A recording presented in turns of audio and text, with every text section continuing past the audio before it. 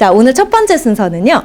대성숭실 충암고등학교의 영어 학습 전략을 설명해 주실 이진희 선생님이신데요. 이 선생님은 실력은 뭐 말해 무엇 하겠어요. 왜냐하면 매년 이제 예비고 스카이반을 운영하신 선생님이시고요. 저희 베이스캠프랑 거의 한 7년 가까이 함께 해주신 선생님이세요. 그래서 정말 그 상위권 아이들, 특히 1등급을 만드는 제조기라고 해도 무방할 정도인데요. 오늘 선생님 설명을 잘 들어보시길 바라겠습니다. 자, 그럼 이진희 선생님 한번 모셔볼게요. 안녕하세요. 저는 베이스캠프 영어 강사 이진이라고 하고요. 저는 오늘 대성숭실충암고등학교 영어 내신 특징을 좀 간단히 말씀드리고, 그 다음에 우리 예비고 학생들이 지금 어떤 공부를 해야 되는지 이제 그거에 대해서 말씀을 드리려고 합니다. 네, 제가 2018년부터 베이스캠프에 재직을 했기 때문에 은평구에 있는 여러 고등학교를 참 많이 가르쳐 봤어요. 학년별로. 그래서 뭐 이게 다수의 훌륭한 어떤 그 실력을 가진 학생들과 함께 했었기 때문에 제가 좀 자신 있게 말씀을 드릴 수 있을 것 같고요. 자, 그다음에 이제 충암고등학교인데요. 충암고등학교 같은 경우가 첫 번째 특징이 변형이 거의 없다. 그러니까 교과서는 아예 변형이 되어서 나오지 않았습니다. 그러니까 교과서는 중학교 때 대비했던 거랑 같은 방식으로 대비하는 것이 약간 가능해요. 교과서 선지라던가 이런 것들 하나도 바꾸지 않으십니다. 근데 모의고사에서는 아주 약간 변형이 들어갑니다. 모의고사 한 회분이 들어가기 때문에 보통 25지문 정도 들어가는데 교과서는 변형이 거의 없으므로 교과서는 완벽하게 외워야 되고, 모의고사는 25지문 정도 되는데 모의고사에서는 약간 변형이 되기 때문에 모의고사는 외우는 것보다는 여러 이제 많은 변형 문제를 통해서 모의고사가 말하고자 하는 그 글의 주제가 무엇인가 이제 이런 것들을 파악하는 약간 교과서와 모의고사 대비 방식이 조금 극명하게 나뉘는 학교다라고 보시면 되겠고요. 자, 그다음에 충암고등학교는 대신에 어떤 특이한 유형이 있어요. 영어 속담을 가지고 물어본다던가 속담 문제 같은 것들이 매년 하나씩 꼭 등장합니다. 그래서 그 글 전체, 보통 모의고사에서 이제 속담 문제가 나오는데 모의고사 글 전체의 주제를 파악한 다음에 그 주제를 영어로 나타낼 수 있는 속담을 골라라. 그러니까 이제 이런 식으로 이제 출제를 하십니다. 자, 그리고 이제 충암고등학교는 그렇다 보니까 학생들이 교과서 쉬워요. 그냥 외우기만 하면 돼요. 그다음에 모의고사, 대성고등학교 같은 경우는 모의고사가 4개년 아니면 3개년 이렇게 들어가는데 충암고등학교는 모의고사도 1개년밖에 안 들어가요. 그리고 변형이 많이 있지 않습니다. 그렇기 때문에 사실상 평균 점수가 굉장히 높게 형성이 되는 경우가 있어요. 그래서 98점에서 100점 사이가 1등급이다. 그러니까 예를 들어서 뭐 내가 서술형 문제를 쓰는데 서술형에서 뭐 관살 하나 빼먹었다.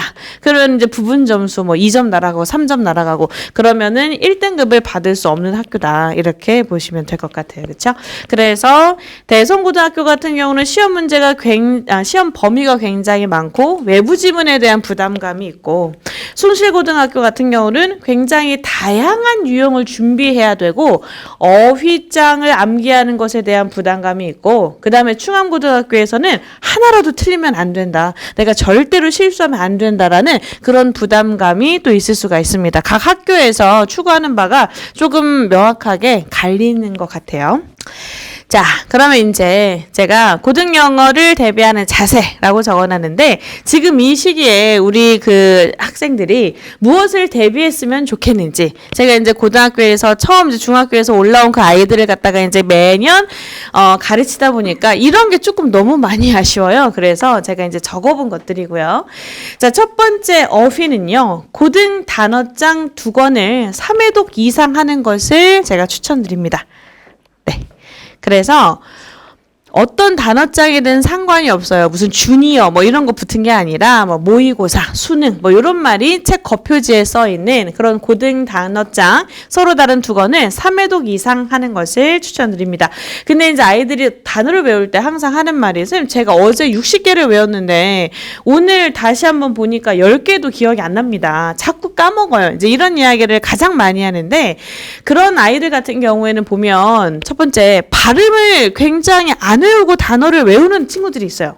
그러니까 발음을 가장 먼저 확실하게 암기를 하고 그리고 발음을 내가 입 밖으로 내보면서 그 단어에 대한 뜻을 이제 이미지로 머릿속에서 계속 그리면서 발음을 확실하게 외워야 되는데 발음을 확실하게 외우지 않고 그냥 쓰면서 그 옆에 또 영어 쓰고 그 옆에 한국말 쓰고 또 영어 쓰고 그 옆에 한국말 쓰고 이제 이런 식으로 단어 암기를 하는 친구들 같은 경우에는 당연히 그 단어가 머릿속에 남아있을 수 있는 시간이 굉장히 짧거든요. 그렇기 때문에 우리 아이가 단어를 외운다. 그럼 어머니께서는 우리 아이가 발음을 정확하게 알고 있는지 그거를 가끔씩 이렇게 꼭 짚어주시면 좋을 것 같아요. 이거 단어 어떻게 발음해? 이거 약간 무슨 이미지야? 이런 식의 질문을 해주시면 어휘를 그냥 영어 적고 그냥 한국말 적고 그냥 아무 생각 없이 외우는 것을 좀 방지할 수 있다. 이제 이렇게 말씀을 드리고 싶고요.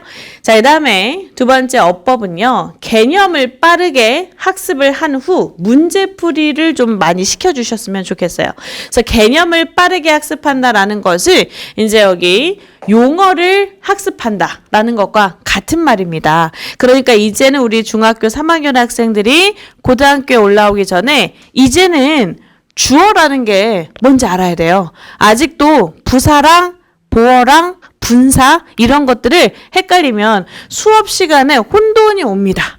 그래서 이 용어를 조금 빠르게 정립을 할 수 있는 그런 수업을 들어주시면 좋을 것 같아요. 이제 이런 거는 워낙 많이 나와 있습니다. EBS에서도 뭐 단기 특강 이런 거 많이 나와 있고요. 아니면 유튜브 같은 데도 뭐 워낙 많이 나와 있으니까 그래서 용어를 갖다가 빠르게 개념을 학습하면서 익히고 그리고 우리가 이제 어법 같은 경우는 특히나 뭐 개념을 1년 내내 공부해도 막상 문제를 보면 어떻게 풀어야 될지 모르겠어 이런 말을 하는 친구들이 굉장히 많거든요. 그래서 개념을 뭐 한 2달, 3달 이렇게 공부할 필요는 없고 개념을 좀 빠르게 학습한 다음에 문제풀이를 통해서 어법에 대한 지식을 자꾸자꾸 다져나가는 것이 굉장히 중요하다라고 말씀을 드리고 싶습니다. 문제풀이라고 하는 것은 당연히 예전 모의고사 기출문제가 가장 좋습니다. 그래서 보기양 1번이 무슨 개념을 물어보는 걸까? 지금 보기양 2번은 무슨 개념을 물어보는 걸까? 각 보기양이 물어보고자 하는 개념을 문제를 통해서 학습하는 것이 가장 좋다. 이렇게 말씀을 드릴 수 있을 것 같고요. 자, 그다음에 구문은요.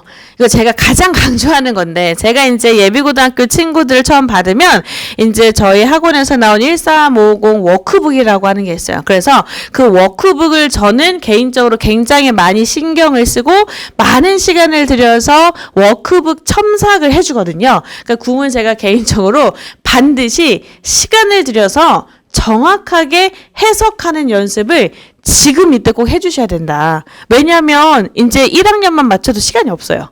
1학년만 맞춰도 구문을 열심히 이렇게 주어 끊고 동사 끊고 제대로 해석하는 것을 많은 아이들은 시간 낭비라고 생각해요. 선생님 제가 지금 모의고사 지금 빨리 독해를 해야 되는데 이거 언제 주어 동사 나눠가지고 하고 있습니까? 너무 비효율적인 거 아니에요? 라는 이제 조급함이 생기는데 제 생각은 그렇지 않거든요. 이게 문장을 하나하나 나눠서 주어 끊고 동사 끊고 그 다음에 여기서 뭐 전면구를 괄호 묶고 해가지고 정말 정확하게 이제 시간을 들여서 해석 연습을 해보는 시간이 굉장히 중요하다.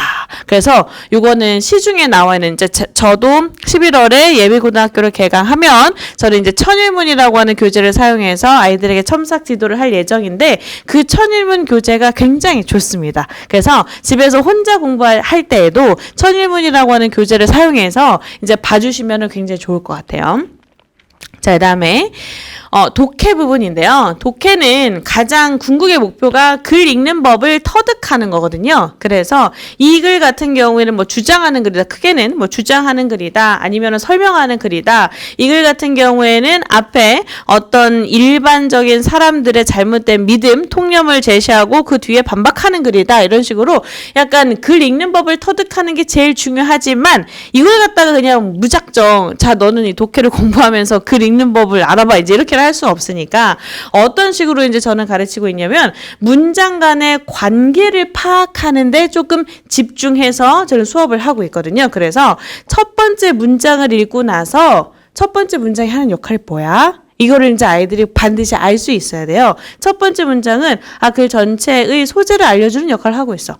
그래. 그러면 두 번째 문장을 읽어봐. 두 번째 문장이 하는 역할은 뭐야? 그러면 두 번째 문장은 첫 번째 문장에 대한 뒷받침을 하고 있어요. 아니면 두 번째 문장은 글 전체의 내용을 뒤집는 새로운 그런 주장을 하고 있습니다. 이제 이런 식으로 글 전체에서 첫 번째 문장이 하는 역할, 그 다음에 첫 번째 문장에 비해서 두 번째 역할이 하는 역할, 그 다음에 앞의 내용에 비해서 세 번째 문장이 하는 역할, 이제 이런 식으로 이 문장 간의 관계에 집중하는 그런 공부를 학생들이 하면, 그러면 고등학교 와서 이 글을 읽는 속도가 사실상 굉장히 빨라져요. 그래서 이거 내가 공부했던 거야. 첫 번째 통념하고 그 뒤에 그럼 반박 나오겠지 예상이 딱 되기 때문에 글을 읽는 속도가 갑자기 굉장히 빨라지고 글이 굉장히 하나로 쫙 연결되는 그런 느낌이 들어요. 그러니까 이 문장 간의 관계에 집중하는 독해 수업을 그러니까 독해 수업을 이제 하지 않은 아이들의 가장 커다란 특징이 뭐냐면 문장을 다 해석해요. 다 해석을 했는데 이게 무슨 말인지 모르겠어요, 이 글이. 이제 이렇게 이야기하는 아이들이 있거든요. 그 아이들은 이게 문장 간의 관계에 집중해서 글을 하나로 쫙 이렇게 통일성 있게 응집성 있게 읽는 훈련을 못했던 아이들이에요. 그래서 이제 독해를 이제 모의고사를 통해서 뭐 틀린 문제들이 있을 거 아니에요. 그 독해를 갖다가 이제 다시 한번 공부할 때는 이제 문장 간의 관계에 집중하는 이제 그러한 학습을 하는 것이 좋을 것 같다라고 생각이 들고요.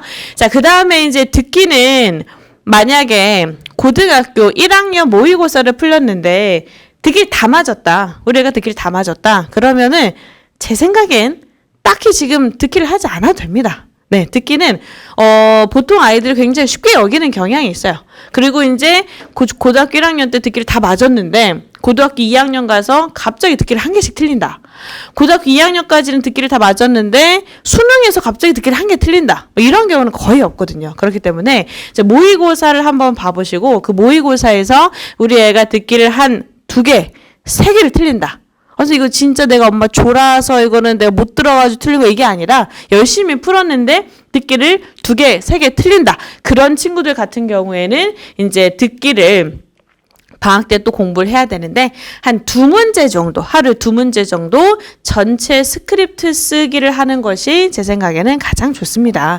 그래서 매일 한 회씩 뭐 17문제씩 푸는 것보다는 그냥 똑같은 내용을 여러 번 반복해서 듣는 것이 훨씬 더 좋다고 생각을 하거든요. 그래서 2문제 정도를 전체 스크립트, 그러니까 그냥 하얀 백지에 뭐 하이탐 하면은 하이탐 이렇게 적고 이렇게 전체 지문을 갖다가 쓸 수 있는 그런 훈련을 하는 것이 가장 좋아요. 그러다 보면은 자기가 안 들리는 그런 단어들이 있을 거고, 그럼 그런 단어 다시 또 정리해가지고 또 암기하고 하면서 듣기는 조금 빠른 시간 내에 우리가 성적을 올릴 수 있는 그런 과목 중에 하나다라고 볼 수 있을 것 같고요. 자, 그 다음에 제가 맨 마지막에 넣어놓은 것이 독서인데요. 이 영어를 대비하는 자세인데 이제 제가 독서를 넣어놓은 이유는 요즘 친구들이 어휘력이 사실상 굉장히 많이 떨어져 있어요. 예를 들어서 영어 a series of 무슨 뜻이야? 그럼 애들이 1년의요 이렇게 얘기해요. 왜냐면 그 단어장에 1년의 이렇게 나와 있거든요. 1년의 이렇게 얘기해요. 그럼 1년의 이게 무슨 뜻인데? 그럼 몰라요. 그러면 시리즈잖아. 시리즈 너 무슨 어벤져스 시리즈 있잖아. 그럼 그 시리즈가 뭐야? 여러 편 나오는 거. 그렇지. 여러 개란 뜻이야. 근데 그 여러 개 중에서 1편, 2편, 3편, 4편 순서가 있잖아. 그러니까 여러 개가 순서를 딱 가지고 있는 게 시리즈야. 그럼 series of 하면은 여러 개가 어떤 순서를 가지고 있는 거구나.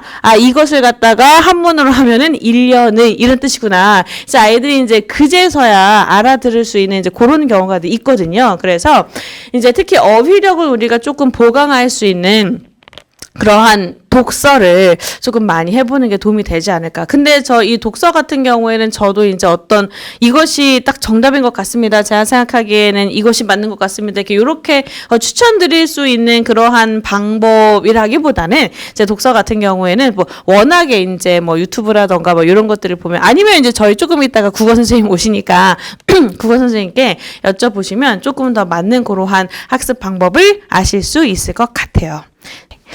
혹시 더 궁금하신 게 있으실까요? 없으시면 저는 이만 가고 저희 그 다음에 아마 과학 선생님이신 것 같은데 제가 과학 선생님 불러드리도록 하겠습니다. 감사합니다. 네.